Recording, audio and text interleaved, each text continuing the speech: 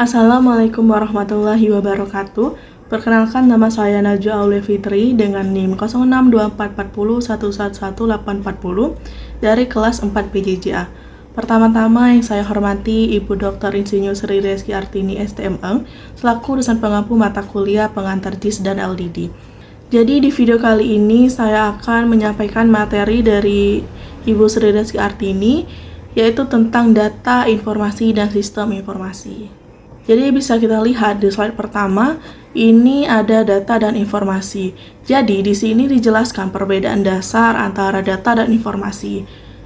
Data itu masih berupa fakta mentah atau belum punya makna, sedangkan informasi adalah data yang sudah diolah sehingga punya arti dan bisa digunakan. Selanjutnya ada data dan informasi. Data merupakan fakta atau kenyataan yang bisa berupa angka, simbol, atau teks yang digunakan untuk menggambarkan suatu objek atau suatu kejadian.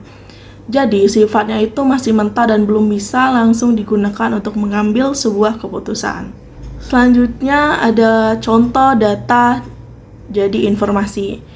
Jadi di sini ada contoh sederhana, misalnya panjang dan lebar itu adalah data. Ketika diolah menjadi luas dengan rumus panjang kali lebar, itu baru disebut informasi karena sudah mempunyai makna. Nah, selanjutnya kita akan bahas pengertian informasi. Informasi adalah hasil dari pengolahan data yang sudah memiliki arti dan bermanfaat, terutama untuk membantu dalam pengambilan suatu keputusan. Selanjutnya itu ciri-ciri informasi yang baik. Informasi yang baik itu harus memenuhi beberapa kriteria seperti akurat, relevan dengan kebutuhan, tepat waktu, mudah dipahami, dan dapat dipercaya. Kalau tidak memenuhi ini, informasi jadi kurang berguna. Selanjutnya sumber kesalahan informasi. Kesalahan informasi bisa terjadi dari banyak hal. Misalnya kesalahan saat pengukuran, kesalahan input data, data hilang, atau kesalahan dalam proses pengolahan. Nah, ini adalah proses data menjadi informasi. Prosesnya itu dimulai dari data sebagai input, kemudian diolah atau diproses, lalu menghasilkan output berupa informasi. Setelah itu bisa ada umpan balik untuk memperbaiki proses sebelumnya.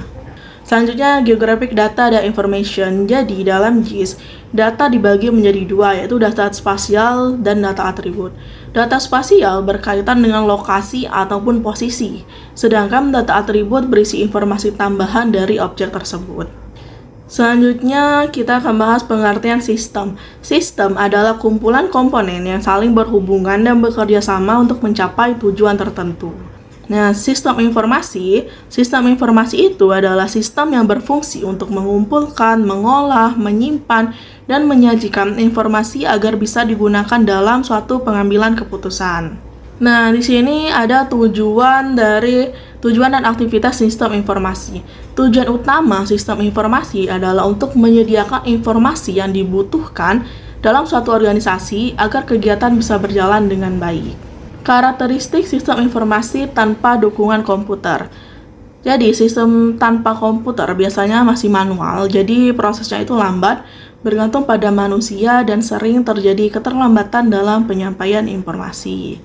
Sedangkan karakteristik sistem informasi dengan dukungan komputer itu prosesnya jauh jadi lebih cepat, data bisa disimpan dalam jumlah besar, serta informasi bisa diakses dengan lebih mudah. Oke, kita sudah mencapai di penghujung materi. Mungkin ini saja yang bisa saya sampaikan. Jika ada salah kata, saya mohon maaf. Saya akhiri. Wassalamualaikum warahmatullahi wabarakatuh.